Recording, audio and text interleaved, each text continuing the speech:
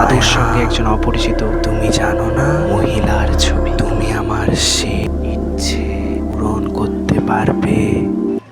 আপনারা শুনছেন place of fear, যেখানে প্রতিটি গল্পের পেছনে থাকে এক অজানা ভয়।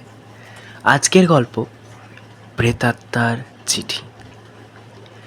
যখন আপনি মনে করবেন সব কিছু ঠিক আছে, তখন আপনার কাছে চলে আসবে এক চিঠি, যা আপনাকে এক ভয়ঙ্কর রহস্যের দিকে নিয়ে যাবে। গল্পটা শুরু হয় মায়ার সঙ্গে, যে সম্প্রতি তার পুরনো বাড়িতে ফিরছে। তার বাবা মা অনেক আগেই অন্য শহরে চলে গিয়েছিল। একদিন মামা বাড়ির পুরনো সিন্দুকটি খুঁজছিল। সেখানে তার দাদু দিদার স্মৃতি ছিল। সিন্দুক খুলতেই সে খুঁজে পায় এক পুরনো চিঠি, যার ঠিকানা ছিল প্রিয় মায়া। কিন্তু চিঠিতে লেখা ছিল তার দাদু দিদার মৃত্যুর বহু বছর পরে। মায়া অবাক হয়ে গেল, কারণ চিঠিটি পড়ার আগে সে জানতই না যে তার দাদু কখনো এমন একটি চিঠি লিখে গেছে।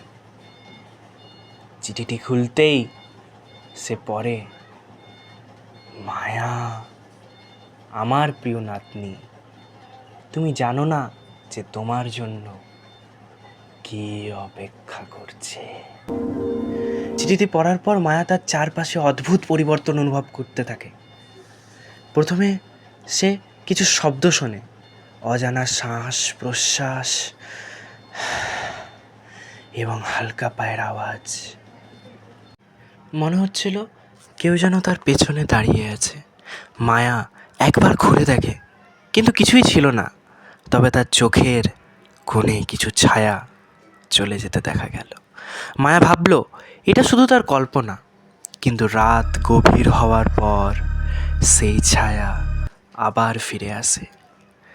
এক রাতে তার বিছানার পাশে একটি অদ্ভুত ঠান্ডা বাতাস চলতে থাকে। সে শুনতে পায়, মায়া, তুমি জানো না তুমি আমার সে ইচ্ছে পূরণ করতে পারবে। মায়া বুঝতে পারে এই অদ্ভুত ঘটনাগুলি তার দাদু দিদার রহস্যজনক মৃত্যুর সঙ্গে সম্পর্কিত। চিঠির মধ্যে লেখা ছিল, তোমার দাদু মারা গেছে, কিন্তু তার আত্মা মুক্তি পায়নি। তাকে ফিরিয়ে আনতে তুমি যদি আমার জন্য কিছু করো, তবে তোমার পরিবারকে ভোগান্তির হাত থেকে রক্ষা করব।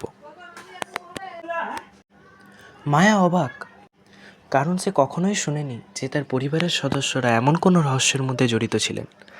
মায়া তখন একটি পুরনো আলমারি খুলে দেখে, যেখানে তার দাদু দিদার কিছু পুরনো বই ও ছবি ছিল। যেখানে একটি ছবি তাকে ধাক্কা দেয়, তার দাদুর সঙ্গে একজন অপরিচিত মহিলার ছবি। চিঠিতে লেখা ছিল, তাকে খুঁজে বের করো, না হলে পরিবারের সবার উপর নেমে আসবে অভিশাপ। মায়া তার দাদু দিদার অতীত খুঁজে বের করার চেষ্টা করতে থাকে এবং অবশেষে তার মায়ের কাছে পৌঁছায়। মায়া জানতে পারে যে তার দাদু একটি বড় অপরাধের মধ্যে জড়িত ছিলেন, যেটি তার পরিবারের জন্য ভয়াবহ পরিণতি নিয়ে এসেছিল। চিঠিটি ছিল সেই অপরাধের এক অবশিষ্ট অংশ, যা আত্মাকে মুক্তি দেওয়ার জন্য প্রয়োজন ছিল।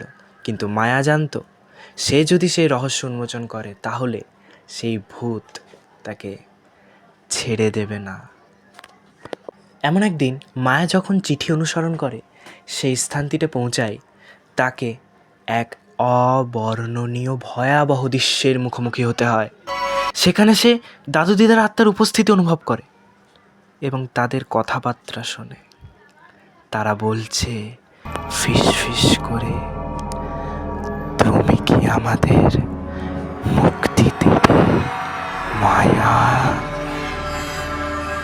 মায়া কি পারবে তার দাদু দিদার আত্মাকে মুক্তি দিতে? কিন্তু কিভাবে? কি মনে হয় আপনাদের? জানান কমেন্টে। এরম আরও ভয়ঙ্কর গল্প শুনতে আমাদের channel place of fear YouTube চ্যানেলটি সাবস্ক্রাইব করুন। দেখা হচ্ছে পরের ভিডিওতে। ততক্ষণ ভালো থাকবেন, সুস্থ থাকবেন এবং হ্যাঁ, গল্প শুনতে থাকবেন। নমস্কার।